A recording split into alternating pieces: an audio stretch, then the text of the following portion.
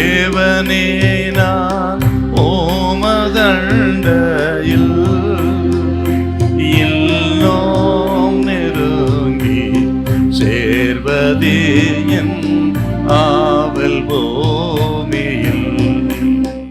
லூக்கா 14:2 அப்பொழுது நீர்க்கோவை வியாதியுள்ள ஒரு மனுஷன் அவருக்கு முன்பாக இருந்தான்.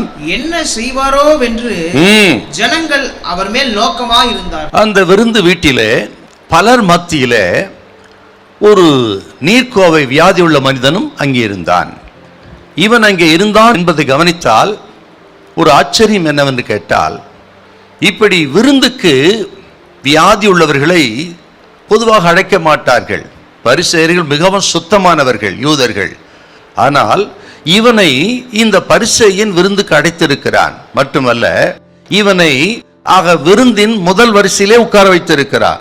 அர்த்தம் என்னன்னு கேட்டா, இந்த பரிசேயன் இயேசுவை விருந்துக்கு அழைத்தது ஒரு உள்நோக்கத்தோட தான்.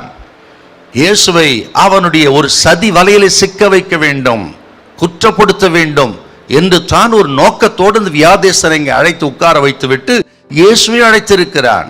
என்ன அவன் நோக்கம்னு கேட்டீங்கன்னா, இயேசு இந்த மனிதனை சுகப்படுத்தினால் இது ஒரு ஓய்வு நாள், இந்த ஓய்வு நாளிலே செய்தார் என்று பிரமாணத்தை மீறினார் என்று குற்றம் சாட்டலாம். அல்லது இவனை கண்டும் காணாமல் சொஸ்தமாக்காமல் விட்டுவிட்டால் இயேசு இரக்கமற்றவர், மனதிற்கும் என்று சொல்லுகிறார்களே அதெல்லாம் ஒரு மாய்மாலம் என்று மக்கள் மத்தியிலே இயேசுவை குற்றஞ்சாட்டலாம் என்கிற ஒரு சதி எண்ணத்தோடு இவன் இயேசுவை அழைத்திருக்கிறான். பாருங்கள் அருமையானவர்களே, இப்படி இவன் அழைத்தான் என்று ஆண்டவருக்கு தெரியும். தெரிந்தே அங்கே ஆண்டவர் போயிருக்கிறார். பாருங்கள், இந்த விருந்துங்கிறது ஒரு ஐக்கியத்தின் அடையாளம். இந்த விருந்து மேசைங்கிறது அன்பின் அடையாளம்.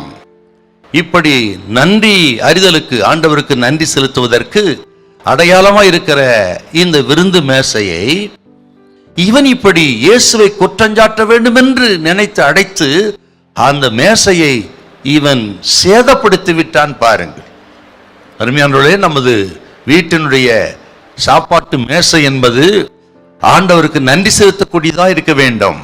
அது ஒரு போராட்ட களமாக இருக்கக்கூடாது, அது ஒரு யுத்த களமாக இருக்கக்கூடாது. அங்கே அன்பும் ஆண்டவருக்கு நன்றி செலுத்தலும் ஐக்கியம் காணப்பட வேண்டும். பாருங்க, எத்தனையோ குடும்பங்கள்ல இன்றைக்கு நல்ல ஆகாரம் இருக்கிறது, ஆனால் சமாதானத்தோடு அவர் புசிப்பதில்லை. உங்களுடைய விருந்து மேசை யுத்த களமா மாறக்கூடாது. ஆண்டவருக்கு நன்றி செலுத்துங்கள். கர்த்தர் கொடுத்த கொஞ்சமாகட்டும், எதுவா இருக்கட்டும், ஆண்டவரே இப்படி ஆகாரம் இல்லாமல் மனிதர்கள் இருக்கிறார்கள், எங்களுக்கு நல்ல ஆகாரத்தை கொடுத்திருக்கிறேன் என்று சொல்லி ஆண்டவருக்கு நன்றி செலுத்தி துதித்து நீங்கள் இருக்கிறத சந்தோஷமாய் புசிக்க வேண்டும். அப்படி வாழ கர்த்தர் உங்களுக்கு உதவி செய்வாராக. ஹல்லேலூயா, ஹல்லேலூயா.